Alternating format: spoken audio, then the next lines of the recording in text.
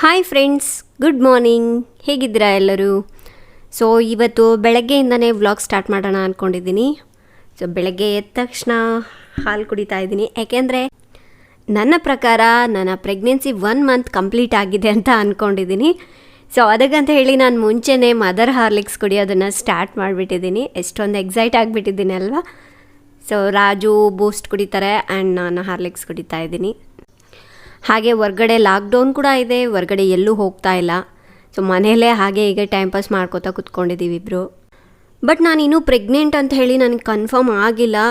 ನನ್ನ ಒಂದು ನಂಬಿಕೆಯಿಂದ ಹೇಳಿ ನಾನು ನಂಬ್ತಾ ಇದ್ದೀನಿ ಅಷ್ಟೇ. ಈ ವ್ಲಾಗ್ ಮುಗಿಯೋದ್ರೊಳಗೆ ಗೊತ್ತಾಗ್ಬಿಡುತ್ತೆ ನಾನು ಪ್ರೆಗ್ನೆಂಟಾ ಅಲ್ವಾ ಅಂತ ಹೇಳಿ. ಸೊ ಇವತ್ತು ಕನ್ಫರ್ಮ್ ಮಾಡ್ಕೊಂಬಿಡ್ಬೇಕು ನಾನು, ಇಲ್ಲ ಅಂತ ಹೇಳಿದ್ರೆ ದಿವಸ ನಿದ್ದೆನೇ ಬರ್ತಾ ಇಲ್ಲ ನನಗೆ.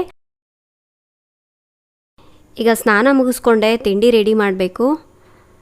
ಸೊ ಈ ಲಾಕ್ಡೌನ್ ಆಗಿರೋದ್ರಿಂದ ನಾನು ಹೇರ್ ಕಟ್ ಕೂಡ ಮಾಡಿಸಿಲ್ಲ. ನನಗೆ ಇಷ್ಟು ಲಾಂಗ್ ಹೇರ್ ಇಷ್ಟ ಆಗೋದಿಲ್ಲ, ಯಾಕೆಂದರೆ ನಾನು ಮೈಂಟೈನ್ ಮಾಡೋದಿಲ್ಲ. ಮುಗಿದ ಮೇಲೆ ಹೋಗಿ ಹೇರ್ ಕಟ್ ಮಾಡಿಸ್ಕೊಂಬರ್ಬೇಕು ಅಂದ್ಕೊಂಡಿದ್ದೀನಿ. ನೋಡೋಣ. ಇಲ್ಲಿ ಮೈಸೂರಲ್ಲಂತೂ ಪರಿಸ್ಥಿತಿ ಚೆನ್ನಾಗೇ ಇಲ್ಲ ಸ್ವಲ್ಪನೂ. ಹಾಗೆ ನನ್ನ ಸ್ಕಿನ್ ಬಗ್ಗೆನೂ ಕೂಡ ನಾನು ಹೆಚ್ಚಾಗಿ ಕೇರ್ ತೊಗೊಳ್ಳೋದೇ ಬಿಟ್ಬಿಟ್ಟಿದ್ದೀನಿ ಇವಾಗ, ಯಾಕೆಂದರೆ ತುಂಬ ಕೆಲಸ ಆಗಿಬಿಟ್ಟಿದೆ ಮನೇಲಿ. ಸೊ ಅದಕ್ಕೆ ಅವಾಗವಾಗಲಾದರೂ ಸ್ವಲ್ಪ ಕೇರ್ ತೊಗೋಬೇಕು. ಸ್ನಾನ ಮಾಡಾದ್ಮೇಲೆ ನಾನು ಬಾಡಿ ಲೋಷನ್ ಯೂಸ್ ಮಾಡ್ತೀನಿ. ನಾನು ಸಿಕ್ಕಾಪಟ್ಟೆ ಮನೇಲಿ ನೊಣಗಳು ಬಂದುಬಿಟ್ಟಿರುತ್ತೆ, ನನಗೆ ಇರಿಟೇಟ್ ಆಗಿಬಿಡುತ್ತೆ ಒಂದೊಂದು ಸಲ. ಹೊರಗಡೆ ಸಿಕ್ಕಾಪಟ್ಟೆ ಬಿಸಿಲಿದೆ, ಹಾಗಾಗಿ ಬಾಡಿ ಲೋಷನ್ ಯೂಸ್ ಮಾಡ್ಕೊಳ್ಳಿ, ತುಂಬ ಒಳ್ಳೆಯದು. ನಾನಿಲ್ಲಿ ವೆನಿಲಾ ಬಾಡಿ ಲೋಷನ್ ಯೂಸ್ ಮಾಡ್ತಾಯಿದ್ದೀನಿ. ನಿಮಗೂ ಬೇಕು ಅಂದರೆ ಡಿಸ್ಕ್ರಿಪ್ಷನಲ್ಲಿ ಲಿಂಕ್ ಕೊಟ್ಟಿರ್ತೀನಿ, ಚೆಕ್ ಮಾಡಿ. ಹಾಗೆ ಫೇಸ್ ಮೇಲೆ ಕೂಡ ಅಷ್ಟೇ ಸಿಕ್ಕಾಪಟ್ಟೆ ಯಾಕೆ ಪಿಂಪಲ್ಸ್ ಬರ್ತಾಯಿದೆಯೋ ಗೊತ್ತಾಗ್ತಾ ಇಲ್ಲ ನನಗೆ. ಮೇ ಬಿ ನಾನು ಕೇರ್ ತೊಗೊಂಡಿಲ್ಲಲ್ವ, ಅದಕ್ಕಿರ್ಬೋದು. ಹಾಗೆ ಲಾಕ್ಡೌನಲ್ಲಿ ಒಳ್ಳೆ ಕೇಕ್ ರೆಸಿಪೀಸ್ ಎಲ್ಲ ಟೇಸ್ಟ್ ಮಾಡಿಬಿಟ್ಟು ಸ್ವಲ್ಪ ದಪ್ಪ ಆಗಿಬಿಟ್ಟಿದ್ದೀನಿ. ಆ್ಯಂಡ್ ಆಯಿಲಿ ಸ್ಕಿನ್ ಎಲ್ಲ ಬಂದುಬಿಟ್ಟಿದೆ, ಅದಕ್ಕಾಗಿ ಪಿಂಪಲ್ಸ್ ಆಗಿದೆ. ಮನೇಲಿರುವಾಗ ನಾನು ಫೇಸ್ ಕ್ರೀಮ್ಸ್ ಅಂತೂ ಏನೂ ಯೂಸ್ ಮಾಡೋದಿಲ್ಲ, ಜಸ್ಟ್ ಜೆಲ್ ಒಂದೇ ಅಪ್ಲೈ ಮಾಡ್ಕೋತೀನಿ.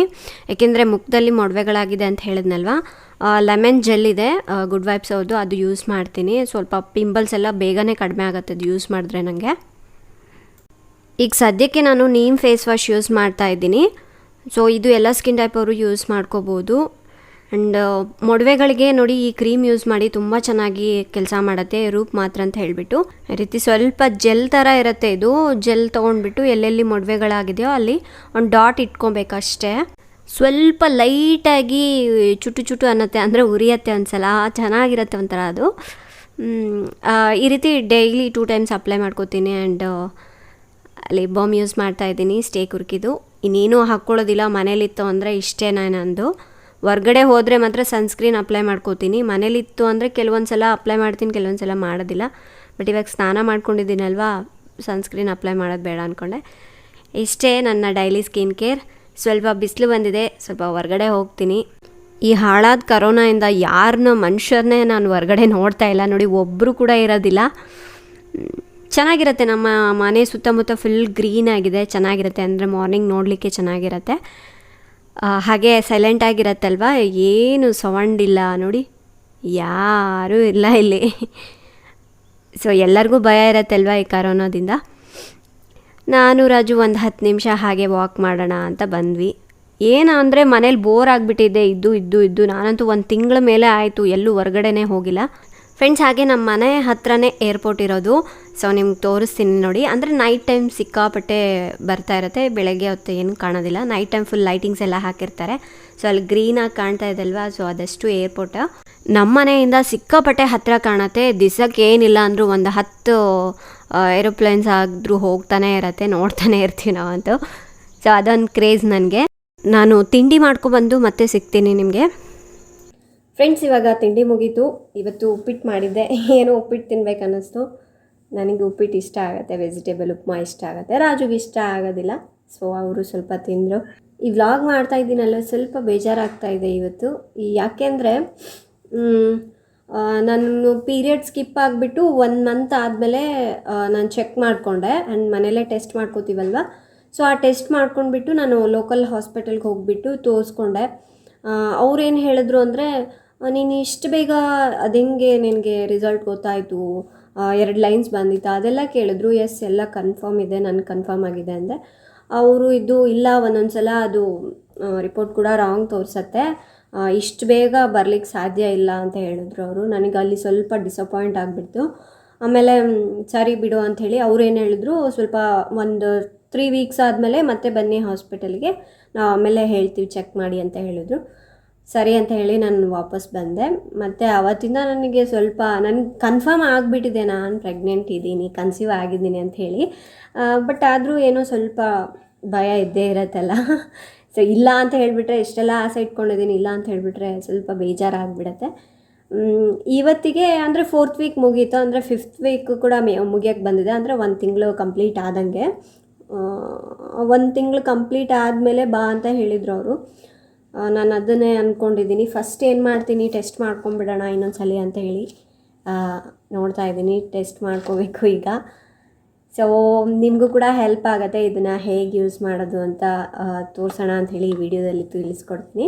ಆ್ಯಂಡ್ ನೋಡೋಣ, ಇದರಲ್ಲಿ ಲೈವ್ ಟೆಸ್ಟ್ ಮಾಡ್ತೀನಿ ಈಗ, ರಿಸಲ್ಟ್ ಏನನ್ನೋದು ಗೊತ್ತಾಗತ್ತೆ. ನನಗೆ ಒಂಥರ ಭಯ ಆಗ್ತಾಯಿದೆ, ಏನಾಗತ್ತೋ ಗೊತ್ತಿಲ್ಲ. ಬಟ್ ಏನು ಬಂದರೂ ಕೂಡ ನಾನು ಆಕ್ಸೆಪ್ಟ್ ಮಾಡ್ತೀನಿ, ಆಗೋದೆಲ್ಲ ಒಳ್ಳೆಯದಕ್ಕೆಲ್ಲ. ಸೊ ನೋಡೋಣ, ಇದನ್ನು ಟೆಸ್ಟ್ ಮಾಡ್ಕೊಂಡು ಬರ್ತೀನಿ, ಬಂದು ನಿಮ್ಗೆ ರಿಸಲ್ಟ್ ತೋರಿಸ್ತೀನಿ ಏನಿದೆ ಅಂತ. ಫ್ರೆಂಡ್ಸ್, ಕಿಟ್ ಈ ರೀತಿಯಾಗಿರುತ್ತೆ.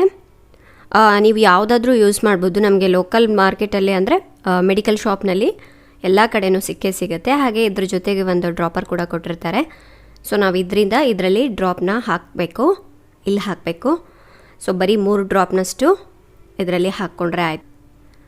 ಸೊ ಹಾಕಾದ್ಮೇಲೆ ಒಂದು 5 ಮಿನಿಟ್ಸ್ ಆದರೂ ವೆಯ್ಟ್ ಮಾಡಬೇಕು. ಕೆಲವೊಂದು ಸಲ ಏನಾಗ್ಬಿಡತ್ತೆ ಅಂದರೆ ಮಧ್ಯದಲ್ಲೇ ಸ್ಟಾಪ್ ಆಗಿಬಿಡತ್ತೆ. ಅದಕ್ಕೆ ಒಂದು 5 ಮಿನಿಟ್ಸ್ ವೆಯ್ಟ್ ಮಾಡಿದ್ರೆ ಆ ಲೈನ್ ಪೂರ್ತಿ ಕಂಪ್ಲೀಟ್ ಆಗಬೇಕು. ಎಂಡ್ವರೆಗೂ ಹೋದ್ಮೇಲೆ ನಿಮ್ಗೆ ಗೊತ್ತಾಗತ್ತೆ, ಅದಕ್ಕಾಗಿ ಸ್ವಲ್ಪ ವೆಯ್ಟ್ ಮಾಡಬೇಕಾಗತ್ತೆ.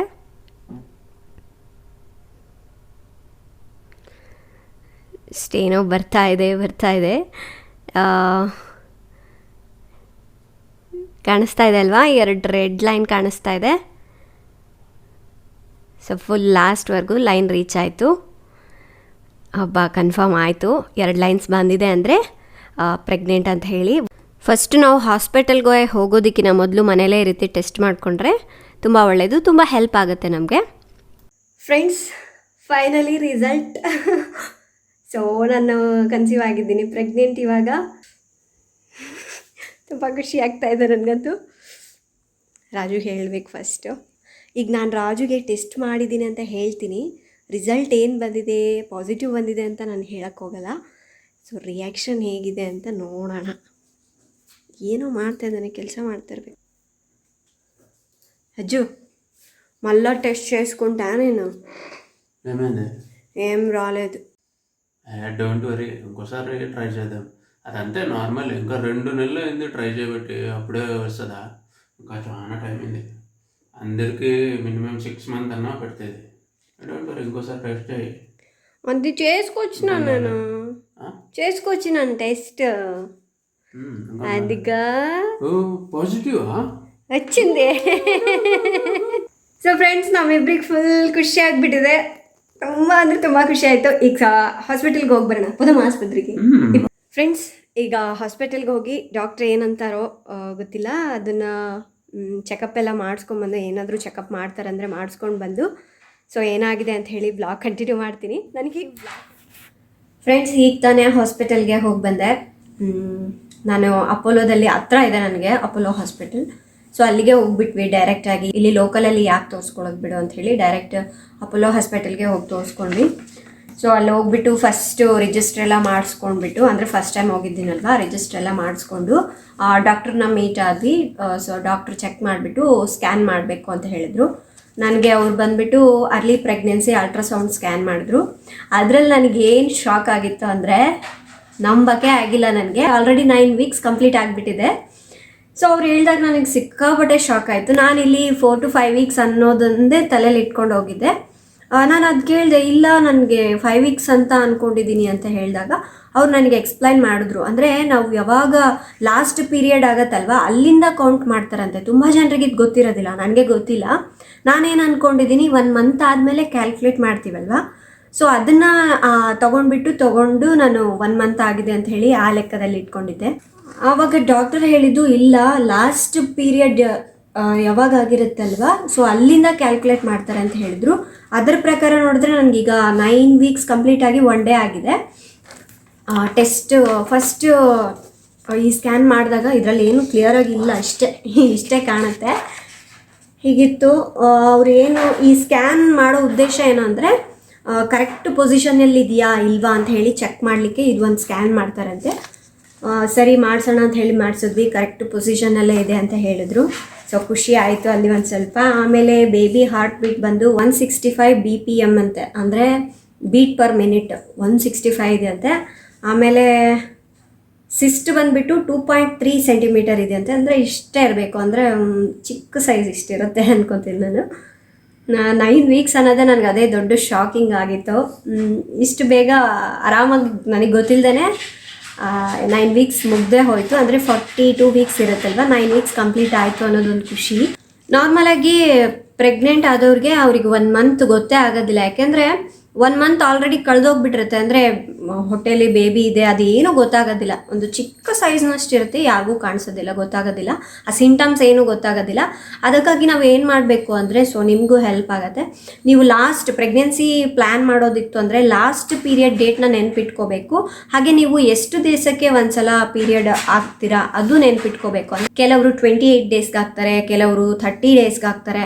ಸೊ ಅದು ಒಂದು ನೆನ್ಪಿಟ್ಕೊಂಡ್ಬಿಟ್ರೆ ಏನಾಗುತ್ತೆ ಅಂದರೆ ನಮಗೆ ಡೆಲಿವರಿ ಡೇಟ್ಗೆ ತುಂಬ ಹೆಲ್ಪ್ ಆಗುತ್ತೆ. ನನ್ನದು ಡೇಟ್ ನೆನಪಿತ್ತು, ಸೊ ಬರೆದಿಟ್ಕೊಂಡಿದ್ದೆ ನಾನು. ನನಗೆ ಪ್ರೆಗ್ನೆನ್ಸಿ ಡೆಲಿವರಿ ಡೇಟ್ ಬಂದುಬಿಟ್ಟು ಎಕ್ಸ್ಪೆಕ್ಟ್ ಮಾಡಿರೋದು 16/2 ಅಂತ ಹೇಳಿ ಕೊಟ್ಟಿದ್ದಾರೆ, ಅಂದರೆ 16ನೇ ತಾರೀಕು ಫೆಬ್ರವರಿ ಮಂತ್ ಅಂತ ಹೇಳಿ ಕೊಟ್ಟಿದ್ದಾರೆ. ಅದು ಎಕ್ಸ್ಪೆಕ್ಟೇಷನ್ ಅಷ್ಟೇ, ಮತ್ತು ಸ್ಕ್ಯಾನಿಂಗ್ ಆದಮೇಲೆ ಅದು ಇದು ಆದಮೇಲೆ ಗೊತ್ತಾಗತ್ತೆ ಏನಂತ ಹೇಳಿ. ಅದಕ್ಕಾಗಿ ನಾವು ಡೇಟ್ ಆಗಿರ್ಬೋದು ಮತ್ತು ಎಷ್ಟು ದಿವಸಕ್ಕೆ ನಾವು ಒಂದ್ಸಲ ಡೇಟ್ ಹಾಕ್ತೀವಿ ಅನ್ನೋದು ಅದು ನೆನಪಿಟ್ಕೊಂಡ್ರೆ ತುಂಬ ಯೂಸ್ಫುಲ್ ಆಗುತ್ತೆ. ಅಂದರೆ ನೆನಪಿಟ್ಕೊಂಡ್ರೆ ಅಂದರೆ ಬರೆದಿಟ್ಕೊಂಬಿಡಿ, ಹೆಲ್ಪ್ ಆಗುತ್ತೆ ನಿಮಗೆ. ನನಗಂತೂ 9 ವೀಕ್ಸ್ ಕಳೆದಿದ್ದು ತುಂಬ ಖುಷಿ ಆಯಿತು. ಇವತ್ತು ಹೋಗಿದ್ದ ಹಾಸ್ಪಿಟಲ್ಗೆ ತುಂಬಾ ಒಳ್ಳೆಯದಾಯಿತು ಅನಿಸುತ್ತೆ. ಹಾಗೆ ಕೆಲವೊಂದು ಟಿಪ್ಸ್ ಕೂಡ ಕೊಟ್ಟರು ಡಾಕ್ಟ್ರು. ಚೆನ್ನಾಗಿ ಟೈಮ್ಗೆ ಊಟ ಮಾಡಬೇಕು, ಡೈಲಿ ಒಂದು ಅರ್ಧ ಗಂಟೆಯಿಂದ 3/4 ಗಂಟೆವರೆಗೂ ಚೆನ್ನಾಗಿ ನಿದ್ದೆ ಮಾಡಬೇಕು ಅಂತ ಹೇಳಿದ್ದಾರೆ, ರೆಸ್ಟ್ ಮಾಡಬೇಕಂತ ಹೇಳಿದ್ದಾರೆ. ಹೆಚ್ಚಾಗಿ ನೀರು ಕುಡೀರಿ ಅಂತ ಹೇಳಿದ್ರು, ಇಲ್ಲಾಂತ ಹೇಳಿದ್ರೆ ಯೂರಿನ್ ಇನ್ಫೆಕ್ಷನ್ ಆಗಿಬಿಡುತ್ತೆ, ಆಮೇಲೆ ಬೇಬಿಗೆ ಪ್ರಾಬ್ಲಮ್ ಆಗುತ್ತೆ. ಸೊ ಅದಕ್ಕಾಗಿ ಆದಷ್ಟು ನೀರು ಕುಡಿಲಿಕ್ಕೆ ಟ್ರೈ ಮಾಡಿ, ಸ್ವಲ್ಪ ಗ್ಯಾಪ್ ಬಿಟ್ಬಿಟ್ಟು ನೀರು ಕುಡಿಲಿಕ್ಕೆ ಟ್ರೈ ಮಾಡಿ ಅಂತ ಹೇಳಿದ್ರು. ಹೆಚ್ಚಾಗಿ ನೀರು ಕುಡಿ ಅಂತ ಹೇಳಿ ಮೇಯ್ನಾಗಿ ಹೇಳಿದ್ರು ಅವರು. ನೀರು ಹೆಚ್ಚಾಗಿ ತಗೋಬೇಕು, ಇಲ್ಲಾಂದರೆ ಯೂರಿನ್ ಇನ್ಫೆಕ್ಷನ್ ಆಯಿತು ಅಂದರೆ ತುಂಬ ಪ್ರಾಬ್ಲಮ್ಸ್ ಬರುತ್ತೆ ಅಂದರು. ಇಷ್ಟು ಟಿಪ್ಸ್ ನನಗೆ ತುಂಬ ಹೆಲ್ಪ್ ಆಯಿತು. ಸೊ ಇದನ್ನೇ ಪಾಲಿಸ್ತೀನಿ. ಆ್ಯಂಡ್ ಮತ್ತೆ 1 ಮಂತ್ ಬಿಟ್ಟು ಬರೋಕ್ಕೆ ಹೇಳಿದ್ದಾರೆ. 1 ಮಂತ್ ಬಿಟ್ಟು ಮತ್ತೆ ಅವರು ಟ್ಯಾಬ್ಲೆಟ್ಸ್ ಎಲ್ಲ ಕೊಟ್ಟಿದ್ದಾರೆ, ಫೋಲಿಕ್ ಆ್ಯಸಿಡ್ ಟ್ಯಾಬ್ಲೆಟ್ಸ್ ಅದೆಲ್ಲ ಕೊಟ್ಟಿದ್ದಾರೆ, ಅದೆಲ್ಲ ಟೈಮ್ಗೆಲ್ಲ ತಗೋ ಅಂತ ಹೇಳಿದರು. ಅದು ಮುಗಿದ್ಮೇಲೆ ಕರೆಕ್ಟಾಗಿ 1 ಮಂತ್ ಆಗುತ್ತೆ. 1 ಮಂತ್ ಆದಮೇಲೆ ಮತ್ತೆ ಬಂದರೆ ನಾವು ಚೆಕ್ ಮಾಡಿ ಹೇಳ್ತೀವಿ ಅಂದರು. ಸೊ ಇದಿಷ್ಟು ಖುಷಿ ಆಯಿತು. ನಾನು ಈ ವಿಷಯನ ನಮ್ಮ ರಿಲೇಟಿವ್ಸ್ಗಾಗಿರ್ಬೋದು ಯಾರಿಗೂ ಹೇಳ್ತಾ ಇಲ್ಲ. ಒಂದು 3 ಮಂತ್ಸ್ ಆದಮೇಲೆ ಹೇಳೋಣ ಅಂತ ಡಾಕ್ಟ್ರು ಕೂಡ ಅದೇ ಹೇಳಿದ್ರು, ಇವಾಗಲೇ ಅನೌನ್ಸ್ ಮಾಡೋಕ್ಕೆ ಹೋಗಬೇಡಿ ಅಂತ. ಸರಿ ಅಂತ ಹೇಳಿದ್ವಿ. 3 ಮಂತ್ಸ್ ಆದಮೇಲೆ ನಾನು ಹೇಳ್ತೀನಿ. ಆ್ಯಂಡ್ ಇವಾಗಲೇ ನಾನು ವಿಡಿಯೋ ಮಾಡಿಡ್ತಾ ಇದ್ದೀನಿ. ಈ ವಿಡಿಯೋ ಕೂಡ ನಿಮಗೆ ಲೇಟಾಗಿ ಬರ್ಬೋದು, ಬಟ್ ಯಾವಾಗ ಅಪ್ಲೋಡ್ ಮಾಡ್ತೀನೋ ಗೊತ್ತಿಲ್ಲ. ಬಟ್ ವೀಡಿಯೋಸ್ ಅಂತೂ ಮಾಡಿಟ್ಕೋತೀನಿ, ಅಂದರೆ ಮತ್ತೆ ಮರ್ತು ಹೋಗ್ಬಿಡ್ತೀನಿ ನಾನು ಹೇಳೋದೆಲ್ಲ. ಅಂದರೆ ಯಾವಾಗ ಹಾಸ್ಪಿಟಲ್ಗೆ ಹೋಗಿ ಬರ್ತೀನಲ್ವ ಅವಾಗ ವೀಡಿಯೋಗಳನ್ನ ಮಾಡಿಟ್ಟಿರ್ತೀನಿ, ನಿಮಗೂ ಕೂಡ ಹೆಲ್ಪ್ ಆಗುತ್ತೆ. ನನಗೆ ನನ್ನ ಸೆಕೆಂಡ್ ಪ್ರೆಗ್ನೆನ್ಸಿಗಂತೂ ಇದೆಲ್ಲ ಹೆಲ್ಪ್ ಆಗುತ್ತೆ. ಸ್ವಲ್ಪ ಮರ್ತೋಗ್ಬಿಟ್ರೆ ಅಂತೂ ವೀಡಿಯೋ ನೋಡಿದ್ರೆ ಅಂತೂ ನಮ್ಗೆ ಯೂಸ್ ಆಗುತ್ತಲ್ವ. ಆ್ಯಂಡ್ ಇನ್ನೊಂದು ಡಾಕ್ಟ್ರೇ ಹೇಳಿದ್ದೇನು ಅಂದರೆ ಬಾಡಿಯಲ್ಲಿ ಹೀಟ್ ಮಾಡುವಂಥ ಪದಾರ್ಥಗಳನ್ನು ತಿನ್ಲಿಕ್ಕೆ ಹೋಗಬಾರ್ದು ಅಂತ ಹೇಳಿದ್ರು. ಅಂದರೆ ನಮ್ಮ ಗೊತ್ತಾಗತ್ತಲ್ವ, ನಾವು ಏನು ತಿಂದರೆ ನಮ್ಮ ಶರೀರಕ್ಕೆ ಹೀಟ್ ಅನ್ಸುತ್ತಲ್ವ ಅದನ್ನು ಆದಷ್ಟು ಅವಾಯ್ಡ್ ಮಾಡಬೇಕು. ಪಪಾಯ ಆಗಿರ್ಬೋದು, ಪೈನಾಪಲ್, ದ್ರಾಕ್ಷಿ ಕೂಡ ತಿನ್ನಬಾರ್ದಂತೆ. ಇವೆಲ್ಲದನ್ನು ಸ್ವಲ್ಪ ಕೇರ್ಫುಲ್ಲಾಗಿ ನೋಡ್ಕೋಬೇಕು. ಆಮೇಲೆ ಆರೆಂಜು, ಆ್ಯಪಲ್ಲು ಇದೆಲ್ಲ ತೊಗೋಬೋದು, ಜ್ಯೂಸ್ ರೀತಿಯಾಗಿ ತೊಗೋಬೋದು ಅಥವಾ ಡೈರೆಕ್ಟಾಗಿ ತೊಗೋಬೋದು ಅಂತ ಹೇಳಿದ್ದಾರೆ. ಡಾಕ್ಟ್ರ್ ಏನು ಹೇಳಿದ್ದಾರೆ ಅಂದರೆ ನಿಂಗೆ ಏನು ಇಷ್ಟ ಆಗುತ್ತೆ ಅದನ್ನು ತಿನ್ಬೋದು ಆರಾಮಾಗಿ ಅಂತ ಹೇಳಿದ್ದಾರೆ. ಹಾಗೆ ಆದಷ್ಟು ರೆಸ್ಟ್ ಮಾಡೋಕ್ಕೆ ಹೇಳಿದ್ದಾರೆ. 1st month, 2nd month, 3rd month ಇದೆ ಅಲ್ವಾ, ಸ್ವಲ್ಪ ರೆಸ್ಟ್ ಮಾಡಿದ್ರೆ ಒಳ್ಳೆಯದು ಅಂತ ಹೇಳಿದ್ರು. ನಾನು ರಾಜು ಅಂತೂ ನನಗಂತೂ ರೆಸ್ಟ್ ಮಾಡೋದಲ್ಲ, ಏನು ಕೆಲಸ ಮಾಡೋಕ್ಕೂ ಆಗ್ತಾಯಿಲ್ಲ. ಯಾಕೆಂದರೆ ಅದು ಒಂದು ಖುಷಿ ಇರುತ್ತಲ್ವ, ಹಿಂಗೆ ಮುಂದೆ ಹೇಗೆ ಬೆಳೀತಾ ಇರತ್ತೆ ಮಗು, ಅದು ಎಲ್ಲ ನನಗೆ ತುಂಬ ಖುಷಿ ಕೊಡುತ್ತೆ. ರಾಜು ಜೊತೆ ಅದನ್ನೇ ಡಿಸ್ಕಸ್ ಮಾಡ್ಕೋತಾ ಕೂತ್ಕೊತಿರ್ತಿದ್ದೆ ನಾನು. ಖುಷಿ ಕೊಡುತ್ತೆ, ಚೆನ್ನಾಗಿರುತ್ತೆ. ನನಗಿದು ಒಂದು ಹೊಸ ಎಕ್ಸ್ಪೀರಿಯನ್ಸ್ ಅಲ್ವಾ, ತುಂಬ ಮಜಾ ಬರ್ತಾಯಿದೆ. ನನಗೆ ಏನು ಸಿಂಟಮ್ಸ್ ಏನೂ ಬರ್ತಾಯಿಲ್ಲ. ಅಂದರೆ ಕೆಲವರಿಗೆ ವಾಮಿಟಿಂಗ್ಸ್ ಎಲ್ಲ ಆಗುತ್ತಂತೆ, ಹೆಡೇಕ್ ಅಂದರೆ ತಲೆನೋವು ಬರೋದು ಆ ರೀತಿ ಆಗುತ್ತಂತೆ. ನನಗೇನೋ ಆ ಥರ ಏನು ಸಿಂಟಮ್ಸ್ ಕಾಣ್ತಾ ಇಲ್ಲ ಇನ್ನು. ಚೆನ್ನಾಗಿದ್ದೀನಿ, ಈಗ ಆರಾಮಂತೂ ಇದ್ದೀನಿ, ಏನೂ ಇಲ್ಲ. ಸೊ 9th ವೀಕ್ ಕಂಪ್ಲೀಟ್ ಆಗಿರೋದೇ ನನಗೆ ದೊಡ್ಡ ಖುಷಿ. ಫ್ರೆಂಡ್ಸ್, ಬೆಳಗ್ಗೆ ತಿಂಡಿ ತಿಂದ್ಕೊಂಡು ಹೋಗಿದ್ವಿ. ಮಧ್ಯಾಹ್ನಕ್ಕೆ ಅಡುಗೆ ಮಾಡಿರಲಿಲ್ಲ ನಾನು, ಬಂದಮೇಲೆ ಮಾಡೋಣ ಅಂಥೇಳಿ. ಸೊ ಸಿಂಪಲಾಗಿ ಚಟ್ನಿ ಮತ್ತು ರಾಗಿ ಮುದ್ದೆ ಮಾಡೋಣ ಅಂದ್ಕೊಂಡಿದ್ದೀನಿ. ಈಗ ಚಟ್ನಿಗೆಲ್ಲ ರೆಡಿ ಮಾಡ್ಕೊಂಡಿದ್ದೀನಿ. ಫ್ರೆಂಡ್ಸ್, ಈ ವ್ಲಾಗ್ಗಳು ಬರ್ತಾ ಇರುತ್ತೆ. ನಾನು ಆದಷ್ಟು ಈ ಪ್ರೆಗ್ನೆನ್ಸಿ ವ್ಲಾಗ್ಗಳೆಲ್ಲ ಆದಷ್ಟು ಮಧ್ಯಾಹ್ನ ಅಪ್ಲೋಡ್ ಮಾಡ್ತೀನಿ. ಸೊ ನೀವು ಪರ್ಟಿಕ್ಯುಲರಾಗಿ ವ್ಲಾಗ್ ಒಂದೇ ನೋಡಬೇಕು ಅಂದರೆ ಮಧ್ಯಾಹ್ನ ಮಿಸ್ ಮಾಡದೆ ನೋಡ್ತಾಯಿರಿ. ಹಾಗೆ ಫ್ರೆಂಡ್ಸ್, ನನಗೀಗ 1.5 ತಿಂಗಳಂತೂ ಕಂಪ್ಲೀಟ್ ಆಗಿದೆ. 2 ಮಂತ್ಸಿಗೆ ಅದು ಒಂದು ವ್ಲಾಗ್ ಕೂಡ ಮಾಡಿಟ್ಟಿದ್ದೀನಿ. ಸೊ ಅದನ್ನು ಕೂಡ ಮಿಸ್ ಮಾಡದೆ ನೋಡಿ. ಸೊ ಇವಾಗ ಮಧ್ಯಾಹ್ನ ಊಟ ಅಂತೂ ರೆಡಿ ಆಯಿತು. ಈಗ ರಾಗಿ ಮುದ್ದೆ ಚಟ್ನಿ ಜೊತೆ ಸ್ವಲ್ಪ ತುಪ್ಪ ಹಾಕ್ಕೊಂಡು ತಿಂದರೆ ಚೆನ್ನಾಗಿರುತ್ತೆ. ಸೊ ಊಟ ಮಾಡಿಬಿಟ್ಟು ಮತ್ತೆ ನಾನು ರೆಸ್ಟ್ ಮಾಡ್ತೀನಿ ಒಂದು ಅರ್ಧ ಗಂಟೆ. ಇವತ್ತಿನ ವ್ಲಾಗ್ ಇಷ್ಟೇ. ಈ ವ್ಲಾಗ್ ನಿಮಗೆ ಇಷ್ಟ ಆಗಿದ್ದರೆ ಪ್ಲೀಸ್ ಒಂದು ಲೈಕ್ನ ಕೊಡಿ. ಹಾಗೆ ನೀವಿನ್ನೂ ನಮ್ಮ ಚಾನಲ್ನ ಸಬ್ಸ್ಕ್ರೈಬ್ ಮಾಡಿಲ್ಲ ಅಂದರೆ ಸಬ್ಸ್ಕ್ರೈಬ್ ಮಾಡ್ಕೊಳ್ಳಿ. ಇನ್ನೊಂದು ವ್ಲಾಗ್ನೊಂದಿಗೆ ಮತ್ತೆ ಸಿಗೋಣ. ಅಲ್ಲಿವರೆಗೂ ಟೇಕ್ ಕೇರ್. ಬಾಯ್.